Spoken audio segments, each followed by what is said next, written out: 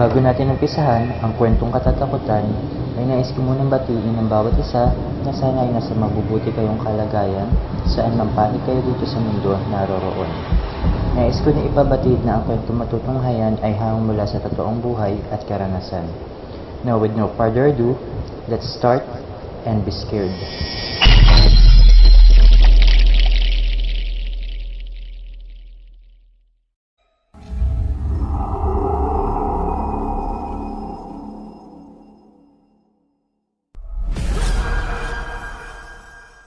Magandang araw po sa lahat ng admin nitong Pinoy Creepy Tales. Nakikinig talaga ako almost everyday ng stories dito sa channel nyo. Tunay po na mga pangalan ang ilalagay ko dito at real account ko rin po ang gamit ko. Yung mga tauhan sa kwento ay mga kaibigan ko pa rin magpasa hanggang ngayon. Ako po ay nandito ngayon sa Singapore at sa dami ng karanasan ko sa mga paranormal, ito muna ang ibabahagi ko. Bata pa po ako noon nung nangyari sa akin ito at sa mga kaibigan ko. May naipasa na rin po ako sa isang channel kay Bulalord Stories na isa sa kauna-unahang story niya na ang duwende. Sana po ay mabasa nyo rin ito. Salamat in advance.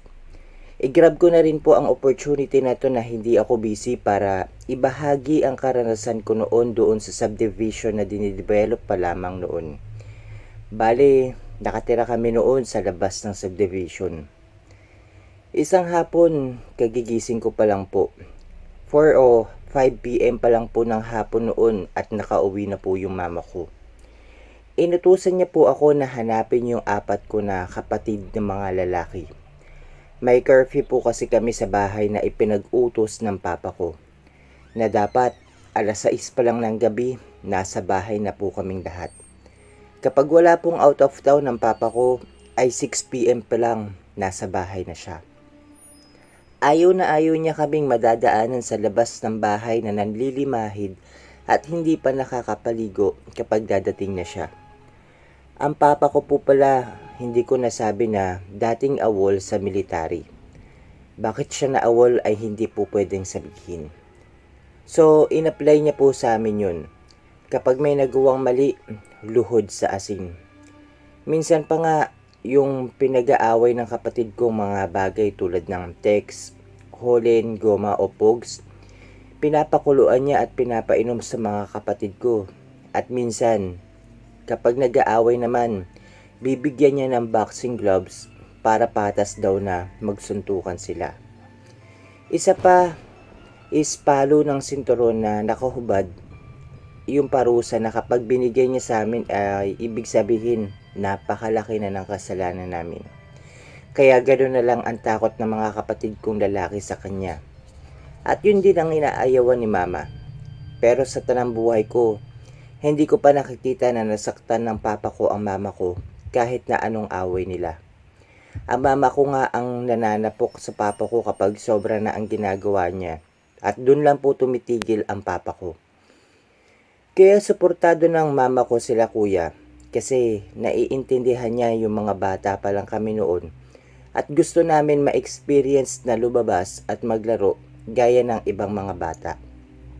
So ayun na nga, inutusan niya ako at naghanap naman ako ng makakasama noong mga oras na yun. May mga kaibigan na ako sa lugar na yun at kahit layo-layo ang mga bahay namin, may isa kaming puntahan na yun ay ang bungad ng subdivision. Tinatalon namin ang dingding na bato na yun kapag yung gate ay sarado. Ito yung daanan ng mga malalaki, meron din daanan para sa maliliit na mga bata. Isang butas na daanan ng tubig kapag umuulan lang, may tubig na kagad. Galing sa labas papuntang loob ng subdivision ito. Malaki yung subdivision na yun.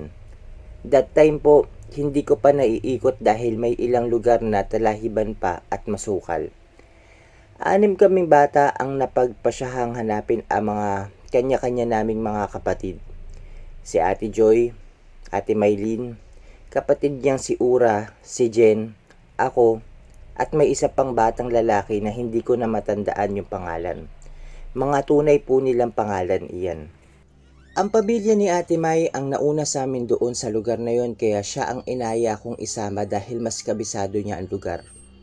At tamang-tama, kailangan din niyang hanapin si Kuya Junior. Kapatid niya na kabarkada ng mga kapatid ko. Naghanap na kami, lakad-lakad kami ng mga oras na yon. Pinuntahan ang mga lugar na pwede nilang puntahan. Uso rin noon ang mga gagamba, kaya naiisip ni Ate May na hanapin namin sila malapit sa balon sa loob ng subdivision. Hindi siya literal na balon. Isa itong butas ng lupa na malalim at napakalaki. Kapag umulan na malakas ay napupuno ng tubig at pwede itong pag-swimmingan. Nagsiswimming kami dito pagkatagalan namin nung nakatira sa lugar na yun. Siguro ito yung lupa na kinukuhaan nila ng panambak. Kaya gano'n na lang kalaki ito. At balon lang ang tawag namin dito na nakagawian na rin kahit na mga matatanda sa lugar namin. Actually, bawal pumunta sa loob ng subdivision at lalong bawal pumunta sa balon dahil delikado. Sa kadahilanan na matalahib pa at matalaas din ang lugar na yon, at bago mo marating ang balon ay marami ka pang pupuntahan o matatapakan ng mga lupa o bato-bato. Nung pumunta kami ay tuyot siya.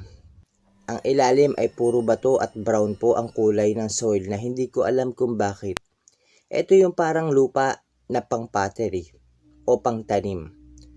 Nakatayo kami sa kabilang gilid ng balon at ang kabila puros talahib na mainam hanapan ng mga gagamba. So sumigaw kami.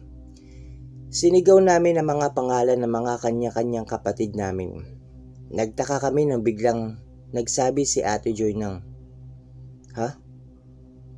Hala?" Tumingin kami sa kanya at para bang may pinapakinggan na nakakatakot. Ang sabi namin bigla, "Uy, hindi niyo ba naririnig yun?" "Ang alin?" Takang tanong naman ni Ate Maylin. "Wala ba kayong naririnig?" Tapos, napasagot yung batang lalaki na kasama namin. At sabi niya, "Ate Bek, baka nagbibiro sila kuya mo at nagboboses babae." "Boses babae?" ang sabi ko. "Oo, at humihingi ng tulong." Pagkasabi ni Ate Joy, dun ko lang narinig yung boses ng babae na parang galing sa malalim na kulob na lugar. Na ang sabi ay, "Tulungan niyo ako. Tulong. Maawa na kayo." Nabitawan ko yung stick na hawak ko at pabigla sinabi ni Ate Joy na, "Takbo." Takbuhan kami. Unahan makababa ng balon. Hindi na alintana na magkasugat-sugat dahil sa talahib at magkakati-kati dahil sa iba pang halaman na nandun. Noong nakababa na kami at malayo-layo na rin sa balon, nasa sementong daanan na kami. Ang sabi ni Ate May, "Ang lakas yun naman trip ah. Sakit ng talahib at saka ang kati-kati tuloy." Nagre-reklamong sabi niya habang nagpapagpag at nagkakamot. Kami naman nakatalikod pa rin sa dinaanan namin at hinahabol ang hininga dahil sa pagod at kasabay ng takot ng aming nararamdaman. Si Yura ay hindi rin nakarinig at akala nagbibiro lang kami, kaya nakatakbo lang siya at tawa ng tawa. Kasabay noon ay ang paglingon niya sa dinaanan namin. Bigla siyang napasinghap at hinila ang buhok ng ate niya na si Ate Maylin. "Ano ba, Yura?" ang sabi ng ate niya. Lumingon ito at kinalabit ako. Sabi, "Bek, Joy, tignan nyo. Pusang gala naman oh." Sabay lingon naming lahat. Nahintakutan ng lahat nung may nakita kami na puting barot saya at nakalutang na may hawak na abaniko. Ito yung pamaypay na may kaliitan sa normal na pamaypay ngayon. At ito ay papunta sa amin. Hanggang ngayon na tinatype ko to, malinaw pa rin ang detalye sa isip ko ang mga nangyari at kinikilabutan pa rin po ako. Ayun na nga, habang kaming lahat ay nakakarinig ng paulit-ulit niya na sinasabi na, "Tulungan niyo ako. Tulong. Parang awa niyo na." Mabilis itong nililipad ng hangin papunta sa amin. Tumakbo kami ng pagkabilis-bilis hanggang sa makarating kami ng dingding na bato. Sila Ate May, si Ate Joy ay umakyat ng dingding. Kami ni Yura at nung batang lalaki ay nag-unahan na makalusot sa sementong drainage na yun habang dinig pa rin namin ang boses ng babae. Una kaming nakalabas sa butas at wala nang hintayan na nangyari. Kami ng bata ay patakbo sa pa-straight na daan kasi doon pabanta ang bahay namin. Habang si Yura naman ay kumaliwa at hindi na hinintay ang ate niya na wala nang paalaman ng nangyari. Kami naman nung batang lalaki ay nagmamadali. Nung biglang malapit na ako sa bahay namin ay may sumulpot na malaking lalaki at nabangga ko siya. Sa pag-aakalang kapitbahay namin siya ay tumigil ako at nagsabing, "Sorry po Manong." Sabay tingila sa kanya na hindi ko na dapat ginawa. Dahil yung lalaki na nabangga ko ay walang mukha.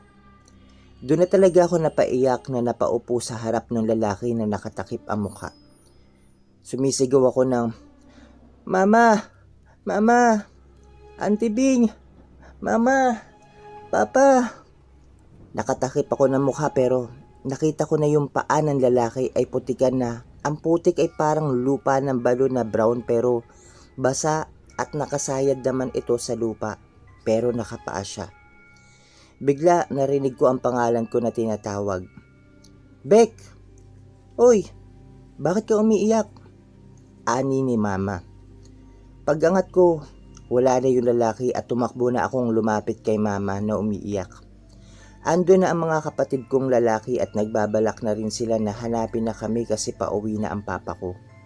Sabi nila kuya, andun daw sila sa plaza at hindi sa subdivision nagbabasketball.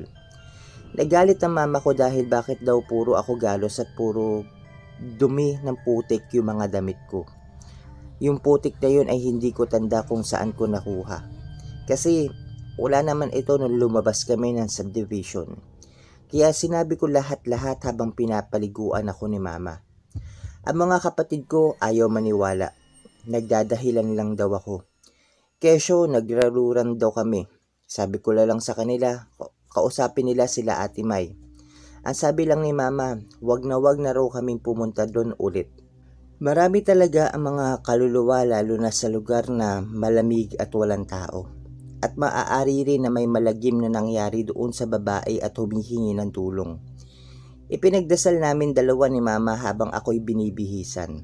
Pagkarating ni papa, kinuwento ko rin kasi nahalata niya ang mga sugat ko na hiwa-hiwa sa binti. At hindi ako ang napaluhod kundi ang mga kapatid kong lalaki. Kung hindi daw dahil sa hinanap ko sila, hindi daw mangyayari sa akin yun. Advantage talaga kapag bunso at unika iya. Dito na lang muna at sa susunod naman. Salamat po sa pagbibigay ng oras at sa pagbabasa. Sa ulit, God bless and more power sa channel na ito na Pinoy Creepy Tales.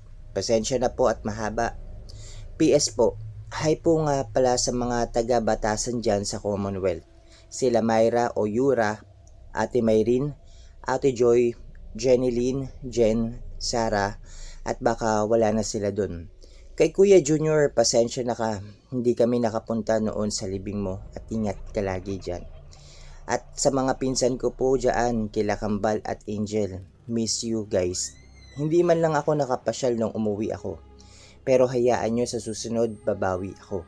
Hanggang dito na lang, maraming salamat.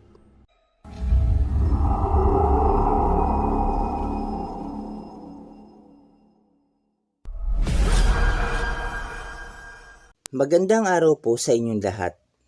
Nais ko pong ibahagi ang aking karanasan noong nasa probinsya namin ako. Ito po ay naganap noong taong 2014. Yung bahay namin sa probinsya ay isang floor lang pero may hati. Kaya kapag pasok ng bahay, sala na kaagad.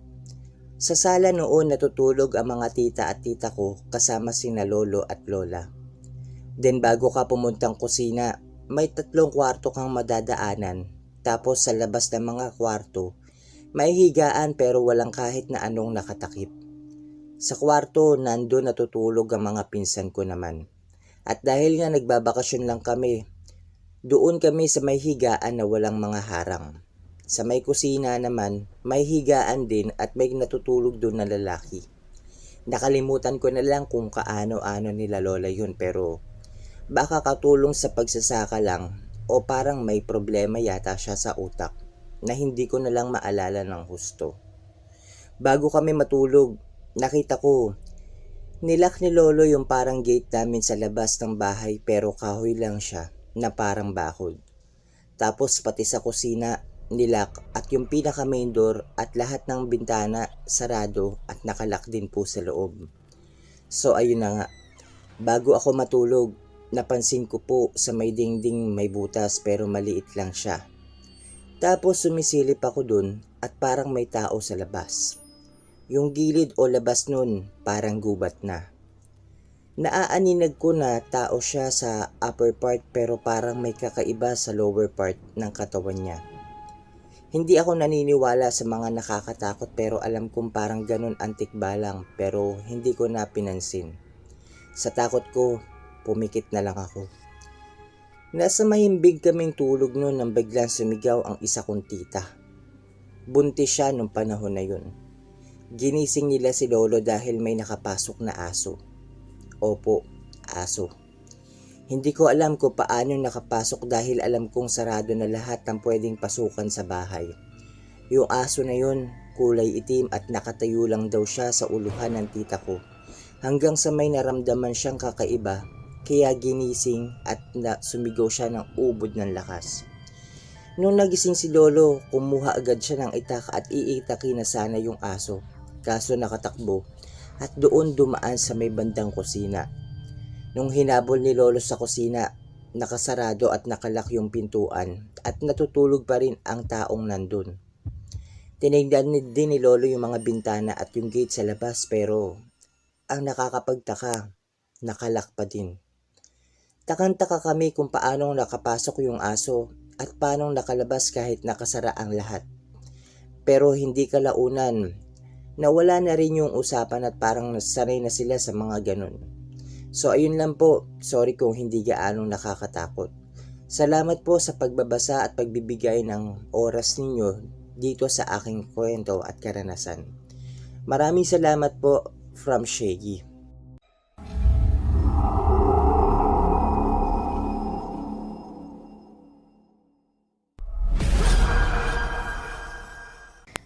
Good morning po sa inyong lahat at sa lahat po ng bumubuo ng Pinoy Creepy Tales, and again, thank you so much po. Ako po ay isang OFW dito sa Middle East. I am in Abu Dhabi right now and share ko lang po experience ko dito mismo sa bahay ng mga employer ko. Wala naman akong third eye pero hindi ko alam kung bakit nakakaranas ako ng mga paranormal na tulad ng experience ko ngayon. Siguro yung mga katulad ko na OFW dito sa Middle East makaka-relate kasi sabi ng mga kaibigan ko meron daw talaga ditong ganyan pero hindi sila naniniwala kasi iba yung religion nila, diba? Yung bahay daw kasi ng mga ganito na katulad ng pagpila bago sila lumipat hindi naman sila nagpapablessing katulad na ginagawa natin mga Katoliko. Di ba tayo dyan sa Pilipinas bago natin tirahan yung bahay, nagpapablessing muna tayo. Pero dito wala silang ganun. So ayun na nga, the first time na nakakita ako ay sa hagdan. May batang babae na bumaba. Pinagtaka ko kasi batang babae siya. Hindi ko naman nakita yung mukha niya pero nakita ko yung suot niya. Nakadress siya na floral. Kahit hindi ko makita yung mukha niya, parang mahulaan ko na babae nga siya kasi nga dun sa damit niya. Yung dalawa ko namang alaga, parehong lalaki sila. So, ayun, sino yung batang babae na bumaba sa hagdan? Saglit lang yun, sobrang bilis lang. Sino yung nakakagad? Hinayaan ko lang. Gustong-gusto kong ikwento sa mga employer ko. Pero nag-aalala naman ako kung maniniwala ba sila. At baka imbes na maniwala ang isipin pa nila baliw. Kasi di ba bago tayo umalis, bago tayo maging OFW, magtrabaho dito sa ibang bansa, may training tayo, may psychological test. May nakalagay sa psychological test. May nakikita ka ba na hindi nakikita?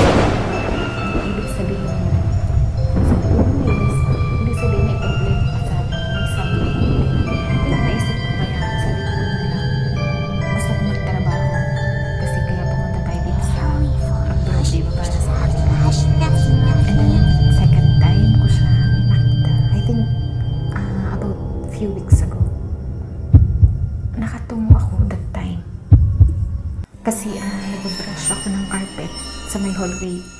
Morning nun, biglang may dumaan sa tapat ko. Sa tapat ko talaga siya, pero sobrang bilis lang. Napakabilis. Pero ganun pa man, nakakatakot, nakakakilabot kasi nakita ko mismo yung suot niya. Nakasuot siya ng kandura. Yung kulay puti, di ba yung suot ng mga lalaki dito, kandura kung tawagin. Puti siya na mahaba, pero white. Alam ko na lalaki siya that time kasi nga yung kandura, wala namang abaya na white, di ba? Ang mga abaya ng mga babae dito puro black.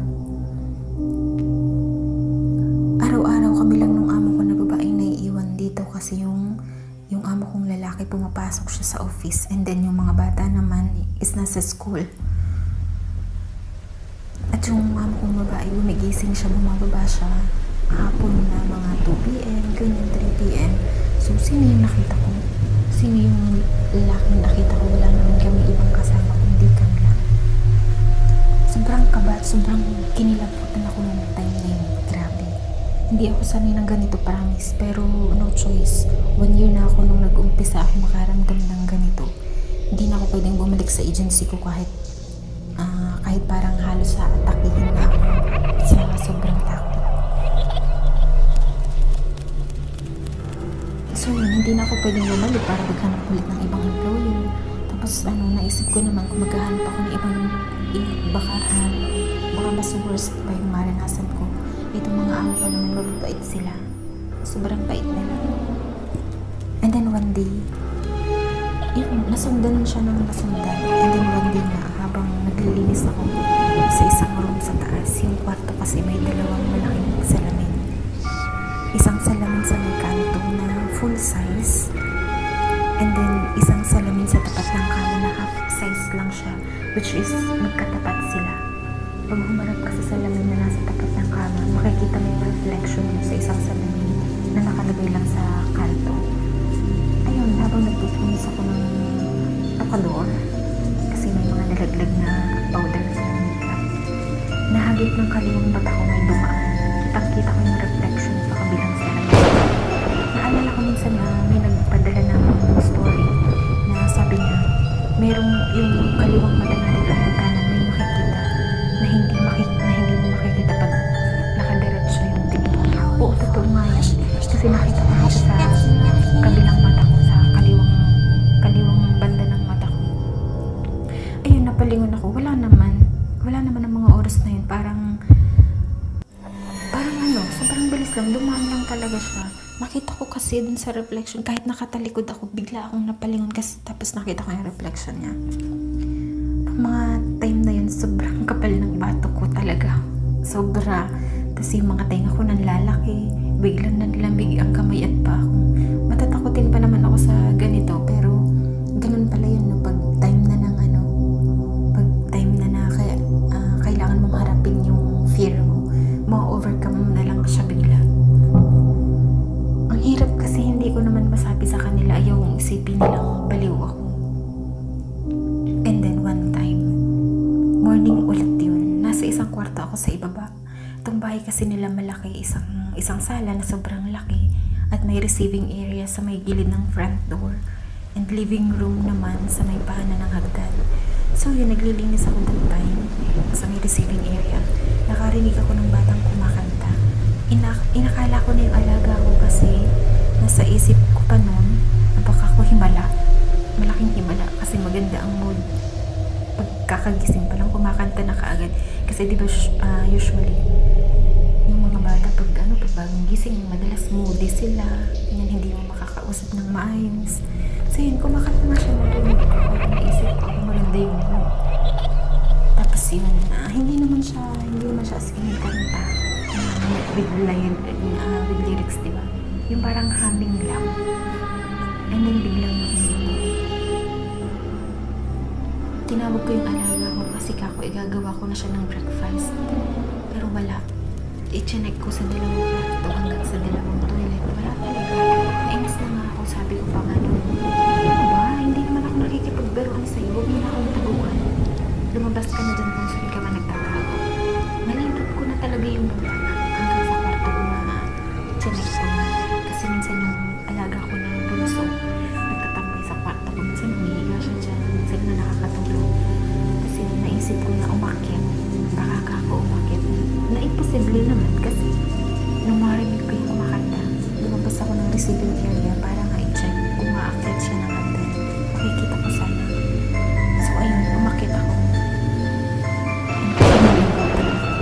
yung dalawang bata ay yung tulog na tulog pa at humihilig pa ng mga oras na yun. And then, that time na-realize ko na makikita at nararamdaman ko sila sa tuwing nag-aaway at nag-uumay. Kasi maraming beses na and yun, naisip ko na, oo nga pala, nung time na ganito na makita ko nag-aaway sila, nagbulyawan, tapos yun, paulit-ulit lang. Lately kasi, madalas sila mag-away. Hindi ko alam kung bakit. Pero bakit ako? Bakit sa akin sila nagpakita? Bakit ako napili nilang pakitaan? Na yung mga kasama ko naman dito, wala naman silang kinukwento.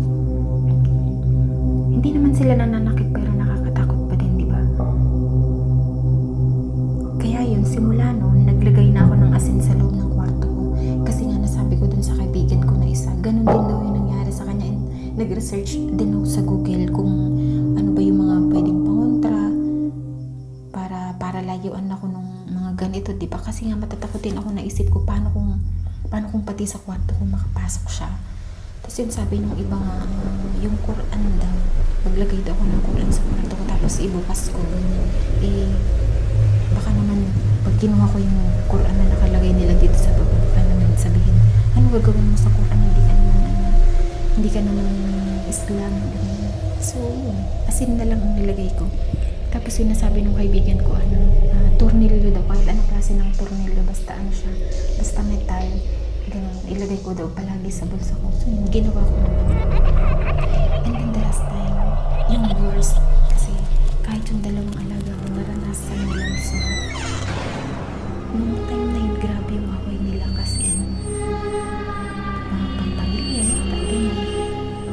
Dumating pa nga sa point na yung aming babae, nagkulong siya sa kwarto niya ng 3 days. Hindi siya lumabas sa 3 days siya nasa loob ng kwarto niya. So yung gabi no, umalis yung aming babae kasi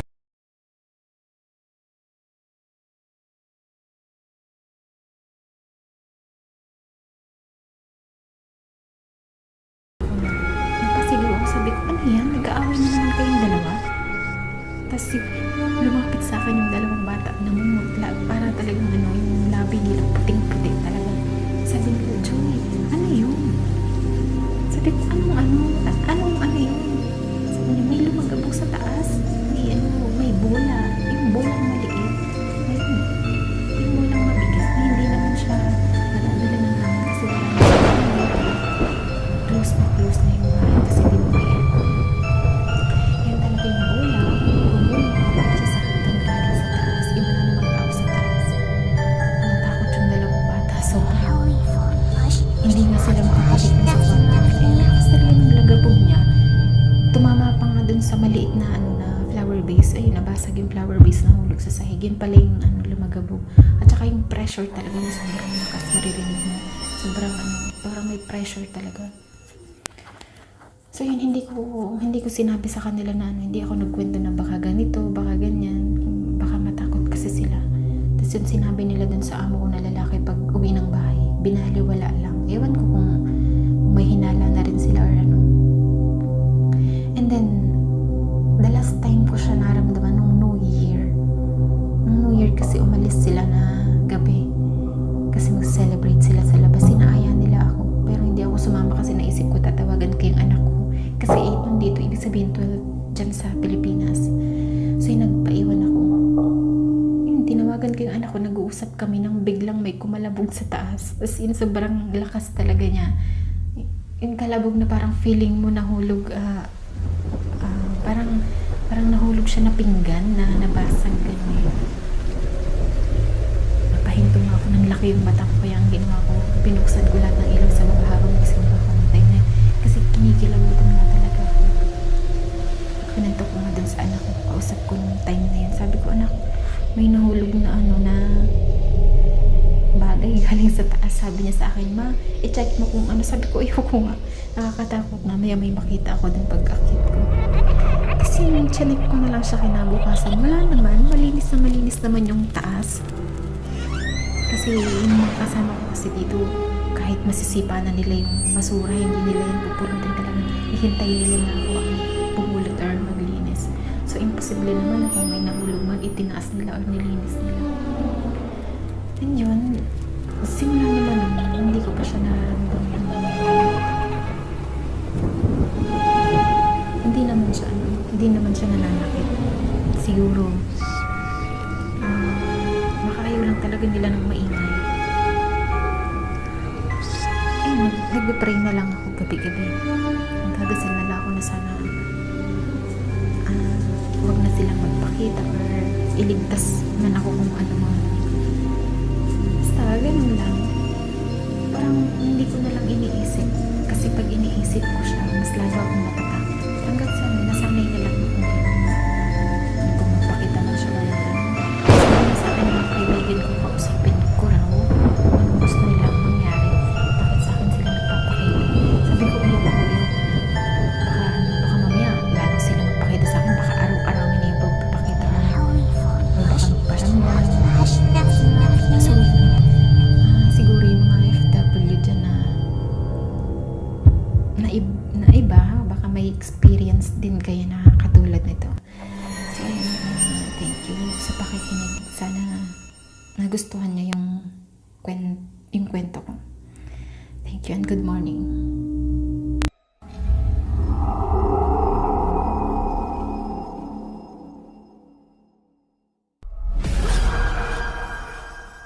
Ayan, magandang araw po mga ka-Creepy Tales. So, bago po ang lahat, nais ko po munang pasalamatan ang lahat ng mga senders, lalong-lalo na po ang ating co-narrator na si Miss Joanne.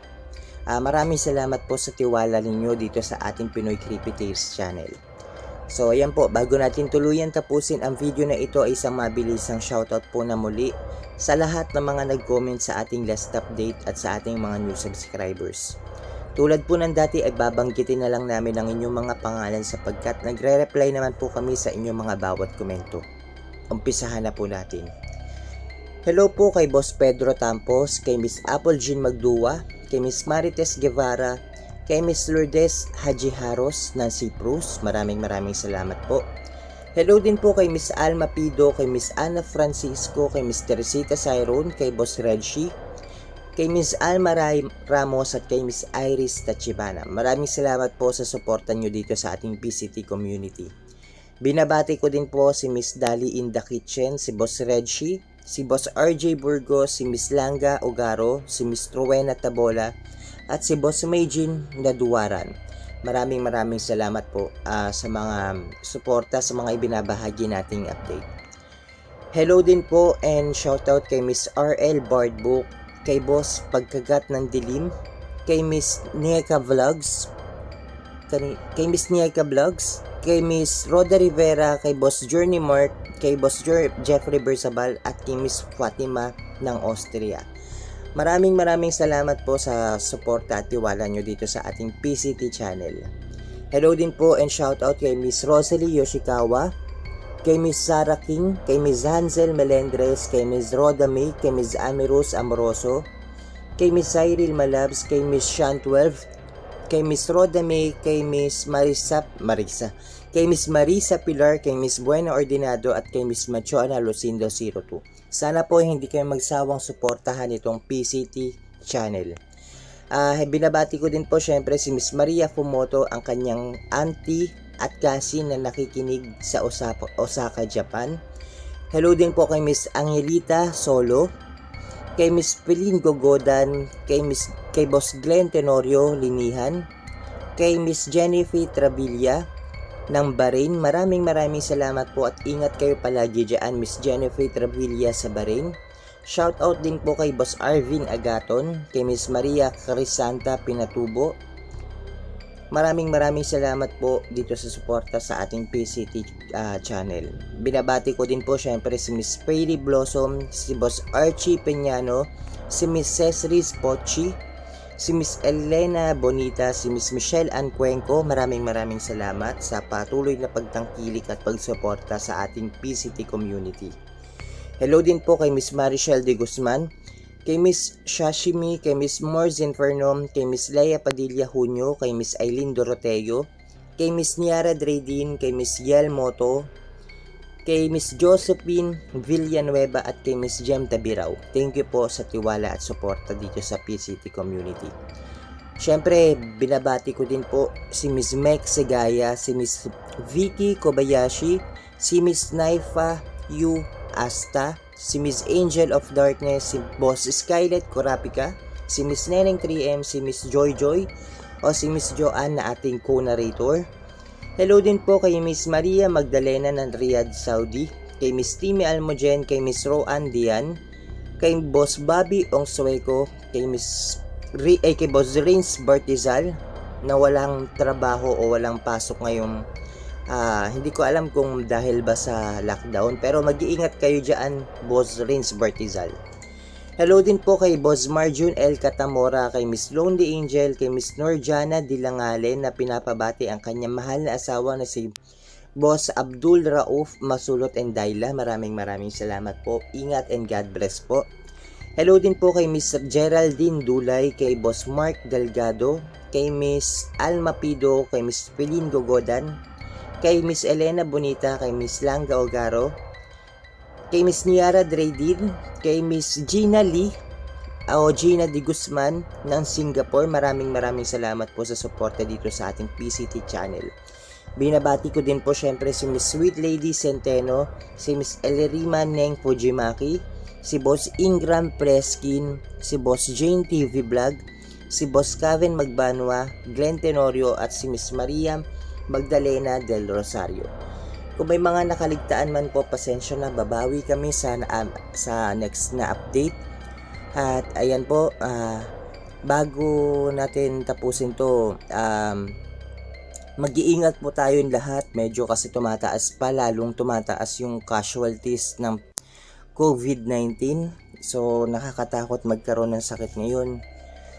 Kaya kapag may naramdaman kayong kakaiba o sakit sa katawan, agapan nyo na po kaagad. Maaari lang sana wag na po tayong lumabas ng bahay. Palagi tayong mag-iingat hanggang sa takutan, mga ka-Creepy Tales. God bless you all po. Maraming salamat sa mga nakikinig at makikinig pa lamang. Nakalagay sa description box ang email kung saan pwede kayong magpadala ng mga nakakatakot na karanasan at kababalaghan. Huwag po natin kalimutan mag-subscribe, i-share, at i-like ang video. Comment down below para sa mga shoutouts sa next video.